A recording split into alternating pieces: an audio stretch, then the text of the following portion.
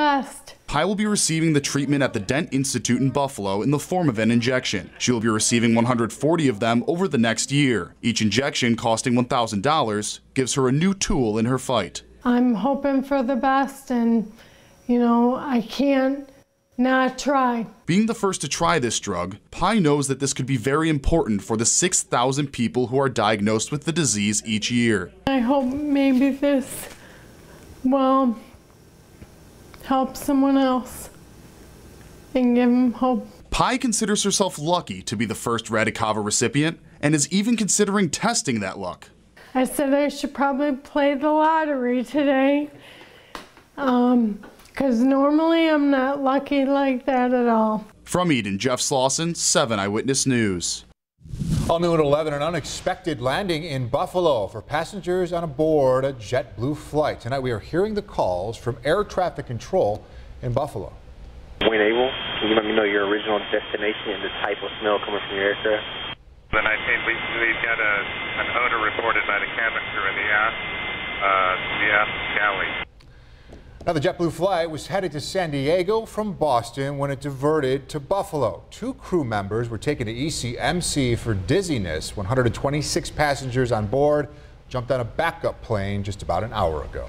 Next tonight, President Donald Trump is adding federal muscle to the fight against drug abuse. The president declared the opioid crisis a national emergency today. The declaration allows executives at the federal level to expand treatment services. It's a topic that hits home for lawmakers in Erie County, where more than 200 people have died from an overdose this year. I have 4 kids. 3 of them are teenagers. I worry every day about this. I see it in my community, and there's not a day goes by that we as the legislature aren't talking to organizations, aren't meeting with people, aren't speaking with support groups, aren't participating in candlelight vigils and walks and trying to figure out how best to go after this. In Erie County, the average person to die from an opioid overdose is a white man, just 38 years old. Now to the Niagara Falls sewer water saga. New tonight, lawmakers say it is time to hold someone accountable. Niagara County lawmakers passed 3 resolutions this evening calling for criminal investigations into that black discharge that was released into the base of the falls last month. This is nothing political. This is our environment, our taxpayers, our constituents. Again, I will repeat, look at the photo. If that doesn't say it all, then I don't know what does. The Niagara Falls Water Board has since apologized for that discharge and is citing human error. It says it is committed to the highest quality of wastewater treatment and will continue to keep the public updated. A delicate site to honor victims of Flight 3407 is getting a new neighbor.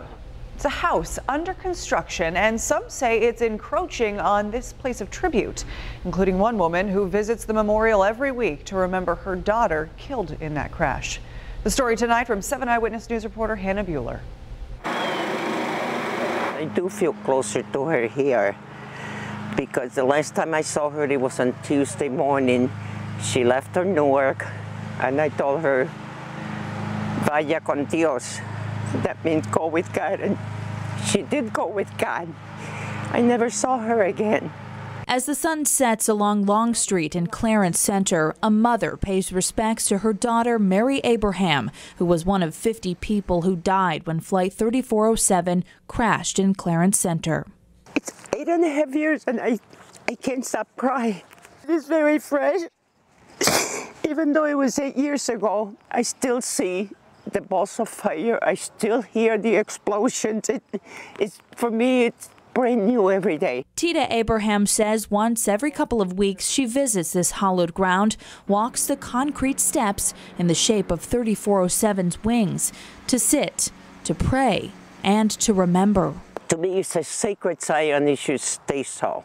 Abraham says she now has a new mission to fight for added privacy at the memorial site, where she says her daughter took her last breath. A home is now being built on the private property lot next to the site, and Abraham says she has concerns about protecting the integrity of the lot where her daughter died, so it's not just an extension of the lawn. After all, she says, it's a burial ground. So that when we come here, we can have a little bit of privacy. privacy like on the other side of the memorial, where a wooden fence stands tall. This land is sacred because of all the souls that die here. Abraham brought this issue to the attention of the Clarence Town Board. The Flight 3407 board maintains the site and the town owns it.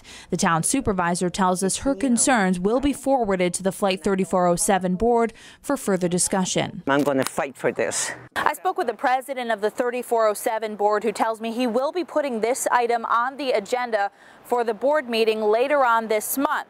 He does tell me there is a definite possibility that the board can work something out with the families for some type of privacy barrier between the new home and the site. I also did speak with the homeowner who's building the new home next to the memorial site, who tells me he too eventually will be putting in some type of privacy barrier. Hannah Bueller, 7 Eyewitness News. Also tonight, police are now trying to figure out why an Ohio man drove to Niagara Falls with a dead woman in his trunk. A coroner confirmed this evening the body found in a car last night in the Falls is that of Onvia Mickens. She died after she was strangled and stabbed 23 times. Police arrested the driver, 37-year-old Jashawn Elliott, for attempted assault of a police officer. Falls police working with police in Ohio to solve this case. Because as this investigation's unfolding, new questions are coming up from their end as well as our end. We're trying to get information. We're requesting information from them to further where we're going to go and point us in the right direction. Elliott is not facing any charges connected to Mickens' death at this time. Another bizarre incident in the Falls, this one immediately prompting action from the city. A tourist from Ohio is recovering after being struck by a falling 50-gallon garbage can. Police say the woman suffered a broken collarbone and concussion after someone tossed the can from a ramp near the former Rainbow Center Mall. The city ordered today all city-owned trash containers must be chained in place. I'm getting goosebumps. I'm serious, because it's just football's back. I was excited for this season when the last game ended last season. Yes, Buffalo Bills football has returned to Orchard Park. The first preseason game of the summer officially in the books. Yeah, it was a first glimpse at the team being built by a new head coach and GM. Let's head out to New Era Field now, where 7 Eyewitness News Sports Director Joby is standing by. Well, while the result didn't necessarily go the Bills' way, they of course lost by a score of 17-10 to the Minnesota Vikings. We did get a first, a very important first at that for the Buffalo Bills, and that was the very first game coached by head coach Sean McDermott. Now, in that game, we figured there would be some bumps along the way. You know, we saw a lot of different players mix in. We saw some mental errors going throughout the game. But, you know, all in all, Sean McDermott and the Buffalo Bills had to like what they saw coming from this evening's game and really something to build upon. But as we pointed out, it was McDermott's first game as a head coach. So what did he learn about himself? Well, in the most McDermott way ever, he pointed it back to the team. It's always good to play at home. We look forward to making this a tough place to play and embracing that. After that, or in addition to that, I thought there was a lot of good things on the football field, a lot of good moments. That said, good teams don't beat themselves. And we beat ourselves numerous times tonight, and we've got to get that corrected in order to go where we want to go.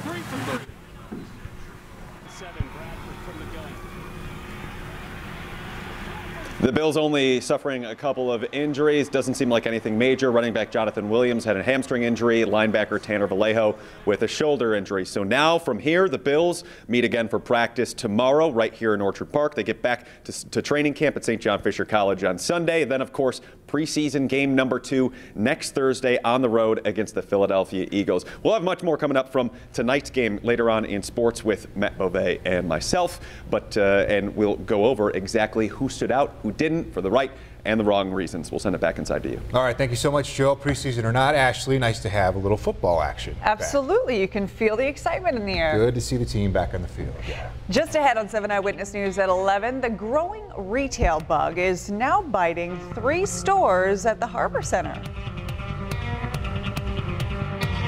And I'm tracking a few showers for your Friday and Saturday. All the details in my 7 First Alert forecast straight ahead. We're in rough shape when we got here. And pups in the pen. Inmates look to turn their lives around with the help of their four-legged friends. Story all new when we return. You're watching 7 Eyewitness News at 11.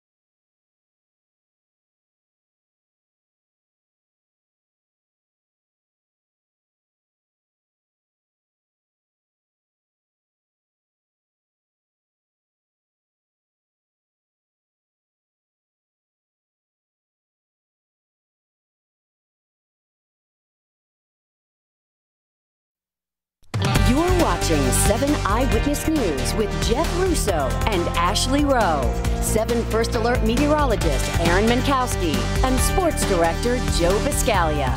Welcome back. It'll soon be lights out for 3 shops at Harbor Center in downtown Buffalo. Fowler's Chocolates, Clayton's Toys and Gifts, and Red Siren will all close their doors next month, just about 2 years after they all opened. Those stores located on the first floor of Harbor Center, facing Canal Side. Pagula Sports and Entertainment says it is in talks with several potential new tenants, hopes to announce a new lineup soon to join Healthy Scratch, a cafe owned by Jesse and Kelly Pagula. Now to a rare look inside the Erie County Correctional Facility, and a program that is serving 2 purposes. That's right. Not only is it helping inmates develop skills they need when they are able to leave jail, it's also finding homes for some of Western New York's most needy, and they also happen to be some of the most adorable. 7 Eyewitness News anchor Katie Morse on the story tonight. It's not what you'd expect to hear inside the Alden Correctional Facility. You want to play? Black Lab Libby is the jail's newest resident, and she didn't come alone. Star, Olivia, Molson, Bear, Elle. 9 puppies in all, running around the jail's yard and its halls. Say you want it. Say you want it. Okay, ready? There are a lot of ways to find yourself inside the correctional facility. Libby's story isn't that different from many others. She was taken there to get out of a tough situation. Found in a ditch. By the time they got her to the SPCA, within minutes she had her puppies. She didn't have a lot of affection, you can tell, because she just eats it up. Helping care for Libby and her crew, inmate Christine Altman from Niagara Falls. She and Libby had an immediate connection over one thing. We were both in rough shape, and now we're not. We're in rough shape when we got here. Altman came to the jail a year and a half ago. I had a couple of grand larceny charges due to drug problem that I had, opiate addiction. It started with a back surgery, and I started taking prescription pain medication, and it just got out of control. It was a lifestyle that eventually caught up with her. I was doctor shopping, I was buying them off the streets, and then I started stealing for the money to get my fix. I was sentenced to 2 consecutive county years, and to be honest with you, I'm kind of glad that I was sentenced to that because it probably saved my life.